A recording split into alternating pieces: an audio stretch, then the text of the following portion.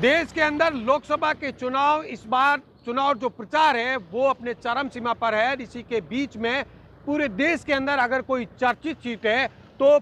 देश के पश्चिमी सीमा पर बाड़मेर, जैसलमेर और बालोतरा लोकसभा सीट है।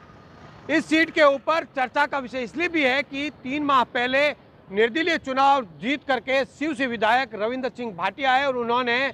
इस बार लोकसभा सीट के अंदर भी अपनी ताल ठोक दी है।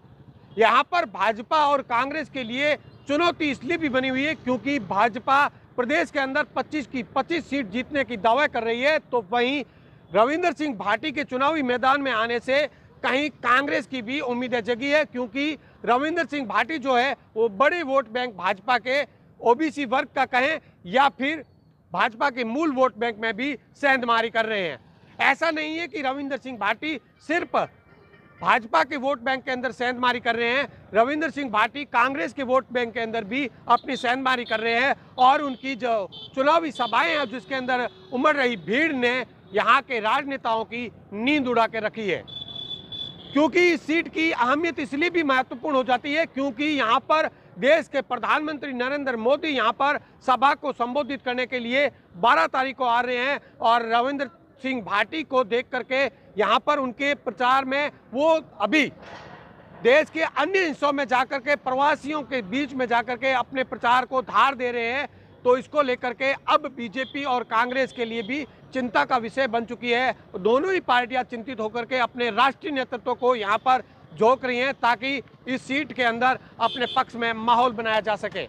हालांकि पक्ष में किसके माहौल बनेगा यह तो 4 जून के परिणाम बताएंगे, लेकिन फिलहाल क्योंकि देश के प्रधानमंत्री नरेंद्र मोदी यहाँ पर प्रचार करने के लिए चौधरी का आ रहे हैं, तो वहीं राहुल गांधी की भी यहाँ पर चुनावी सभा है, जो कि आरएलपी से उम्मीदवार राम बेनीवाल जो कांग्रेस में आए हैं और वह यहाँ पर चुनाव लड़ रहे हैं। 2 बार बायतू से उम्मीदवार राम बेनीवाल चुनाव हार चुके हैं, तो कहीं न कहीं उम्मीदवार राम बेनीवाल के प्रति भी सॉफ्ट कॉर्नर है। ऐसे में बीजेपी के लिए अपने आप में चुनौती इसलिए भी बना हुआ है क्योंकि बीजेपी का जो किसान वर्ग के वोट बैंक है वो उम्मीदवार राम बेनीवाल के पक्ष में झुकता हुआ नजर आ रहा है।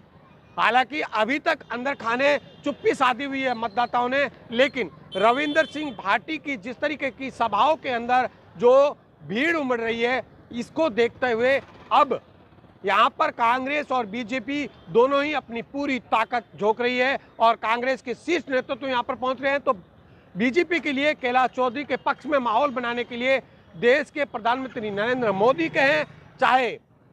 उप मुख्यमंत्री दिया कुमारी कहे, मुख्यमंत्री भजनलाल शर्मा कहे, चाहे उप मुख्यमंत्री प्रेमचंद बैरवा कहे या फिर राष्ट्र के रक्षा मंत्री राजनाथ सिंह कहे, ऐसे तमाम यहाँ पर लोगों को बुलाया जा रहा है ताकि माहौल जो हवा बनी हुई रविंदर सिंह के पक्ष में उस हवा को बदला जाए, उस हवा को चेंज किया जाए और भाजपा के पक्ष में माहौल बनाया जाए। अब देखने वाली बात यह होगी कि इन नेताओं के यहाँ पहुँचने से यह किस तरीके के समीकरण बनते हैं, किस तरीके की भाजपा के पक्ष में वापस माहौल बनता है या नहीं बनता है, या ये जो हवा जिस तरीके की यूथ आइकॉन के रूप में रविंदर सिंह भाटी को युवा मान रहे हैं, वो यूथ आइकॉन इस बार दोनों ही राष्ट्रीय पार्टियों के लिए चुनौती बनेगी।